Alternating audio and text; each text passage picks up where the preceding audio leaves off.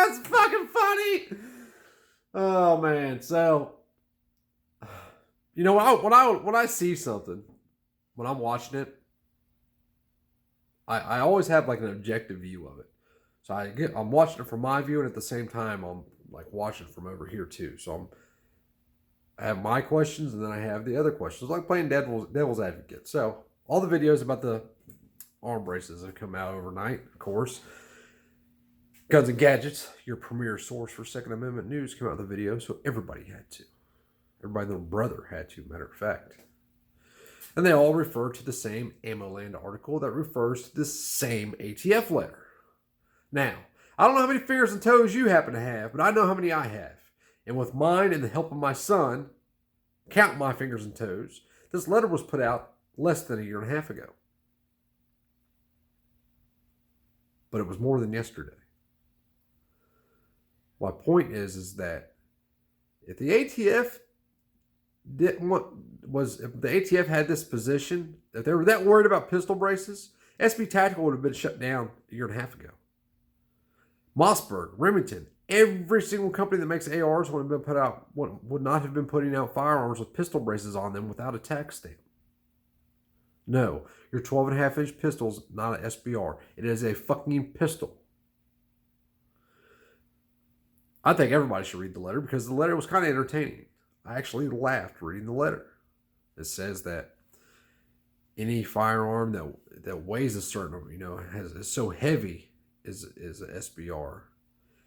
Any rifle that has a second grip is an SBR. It even said that. Listen, it even said that in its compact configuration, the SBA3 brace didn't go all the way around the forearm, and when strapped to the forearm, what didn't make a very stable shooting platform because the trajectory of the bullet was down. Well, genius ATF people. That is not because the brace. It's not because of the firearm. I'll tell you what it's from. It's because whoever shot that firearm is either a weak female or a pussy male. If you aimed it correctly, it would go where you want it to aim. The bullets go where you aim them. That's how that works. There's this thing called sights. They're usually on top of the gun. Sometimes they're like a 45 to the gun. You get it. That was a you problem, not a brace problem. Then they go on to say that this same brace in this extended configuration does a similar thing, causing the trajectory of the bullet to be in a downward angle. Right after that, it goes on to say that this is just the words. It basically said this, but this is obviously I'm joking around.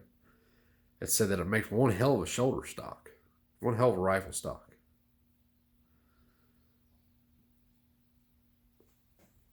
Now, this is a ratchet. Watch it. See it? See it, ratchet? Now, just because this is a ratchet, I could beat the holy piss out of something with this. I could go deer hunting with this, like Rambo. Climb up in a tree, jump down out the tree, grab the deer by his antlers, whack! Kill him. It's still a ratchet, though. Just because you improperly use something doesn't mean that it's something else. It's not how that works. I mean, that is a concrete floor. Just because I lay down and go to sleep when I get drunk, no, I don't do that. I ain't drinking for over 4 years. Just because I lay down and go to sleep doesn't make it a bed. You follow me? Anyway. But don't buy into it, people. I don't know why they do this shit, but just don't buy into it. If the ATF wanted that shit to be illegal, it would be illegal. You know why? Because nobody would do a fucking thing about it.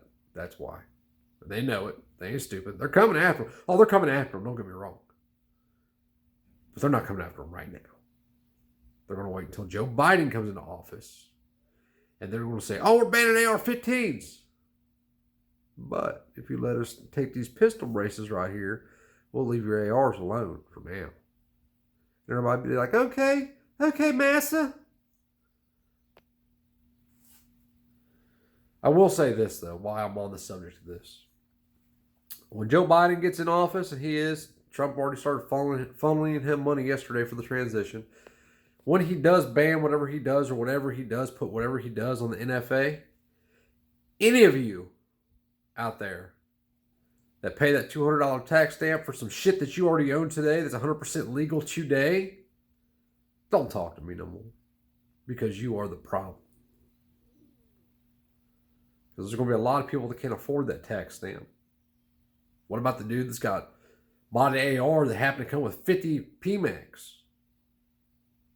And they want you to put your high capacity magazines on the NFA, $200 a piece.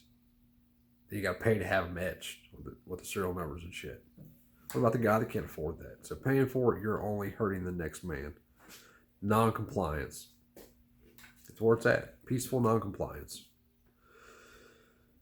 But the peaceful non-compliance is only going to work for so long. Really, it doesn't even work now because they enact violence on those who are peaceful. Like me. There's a bullet somewhere in a magazine right now that has my name on it. Not because I've broken any law. Not because I've committed any immoral acts. Not because I've done anything that they would call illegal. Because I assure you, I don't. Because of what I say. I'll be a target. No different than Shaver Cox or David Koresh. Dude from Ruby Ridge.